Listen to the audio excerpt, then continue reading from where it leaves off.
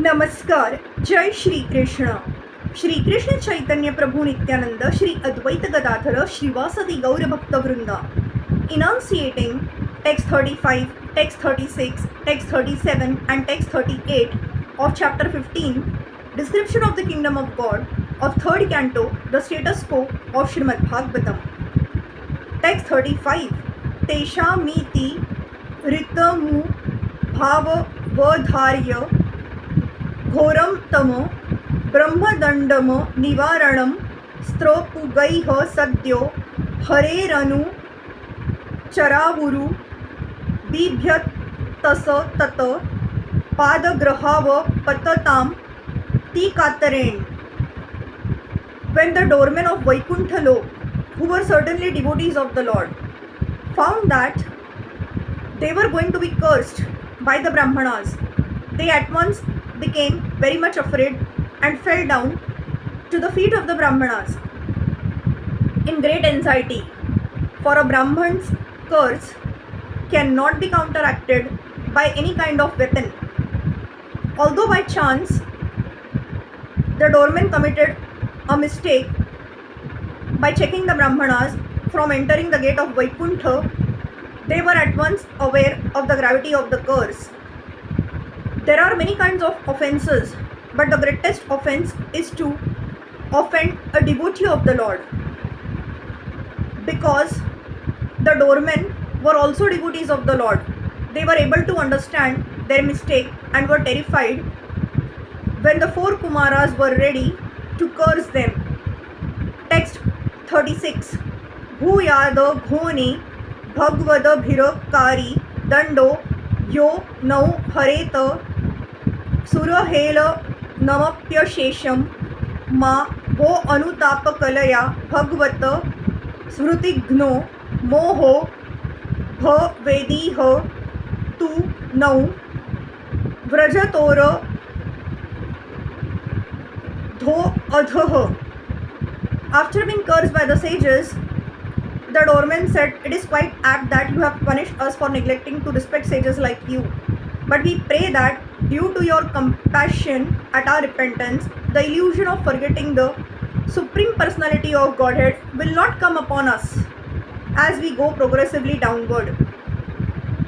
To a devotee, any heavy punishment is tolerable, but the one which affects forgetfulness of the Supreme Lord. The doormen, who were also devotees, could understand the punishment meted out to them, for they were conscious of the greatest offense they had committed by not allowing the sages to enter Vaikuntha Lok. In the lower species of life, including the animal species, forgetfulness of the Lord is very prominent. The doormen were aware that they were going to the criminal department of the material world, and they expected that they might go to the lower species and forget the Supreme Lord. They prayed therefore that this might not happen in the lives they were going to accept because of the curse. In Bhagavad Gita 16th chapter verses 19 and 20, it is said that those who are envious of the Lord and his devotees are thrown into the species of abominable life after life. Such fools are unable to remember the Supreme Personality of Godhead, and therefore they continue going down and down. Text 37. Evam tadaiva bhagvanara vinda nabhah svanam vibudhya sadati kramamarya hrudyah tasmin yayau paramhamsa mahamunina manaveshaniya charanau chalayan saha shriha. At that very moment, the Lord, who is called Padmanabh, because of the lotus grown from his navel and who is the delight of the righteous, learned about the insult offered by his own servants to the saints. Accompanied by his spouse, the goddess of fortune, he went to the spot on those very feet sought for by recluses and great sages. In Bhagavad Gita, the Lord declares that his devotees cannot be vanquished at any time. The Lord could understand that the quarrel between the doorman and the sages was taking a different turn,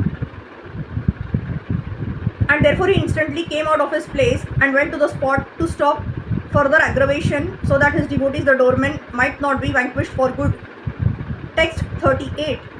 Tamatva gatam प्रतिऋतौ पैकं स्वपुंभी स्ते अच क्षताक्ष विषयं स्वसमाधिभाग्यं हंस श्रीयोर व्यजनयोः शिववायुलोलच छुभ्रातपत्र शशिकेसर शिखराम्बुम्. The sages headed by Sanaka Rishi saw that the Supreme Personality of Godhead Vishnu, who was formerly visible only within their hearts in ecstatic trance, had now actually become visible to their eyes. As he came forward, accompanied with his own associates bearing all paraphernalia, such as an umbrella and a charm or a fan, the white bunches of hair moved very gently like two swans, and due to their favorable breeze, the pearls garlanding the umbrella also moved like drops of nectar falling from the white full moon or ice melting due to a gust of wind. In this verse, we find the word Achakshataksha Vishayam. The Supreme Lord cannot be seen by ordinary eyes, but he now became visible to the eyesight of the Kumaras. Another significant word is Samadhi Bhagyam. Meditators who are very fortunate can see the Vishnu form of the Lord within their hearts by following the yogic process, but to see him face to face is a different matter. This is only possible for pure devotees. The Kumaras, therefore, upon seeing the Lord coming forward with his associates, who were holding an umbrella and a charm or a fan, were struck with wonder that they were seeing the Lord face to face. It is said in the Brahma Samhita that devotees, being elevated in love of God, always see Shama Sundara, the Supreme Personality of Godhead, within their hearts.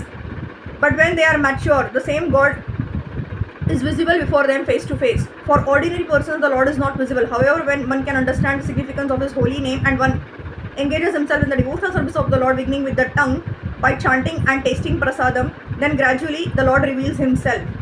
Thus the devotee constantly sees the Lord within his heart, and in a more mature stage, one can see the same Lord directly as we see everything else. Hare Krishna, Krishna Krishna, Hare Hare, Hare Ram, Ram Ram, Hare Hare.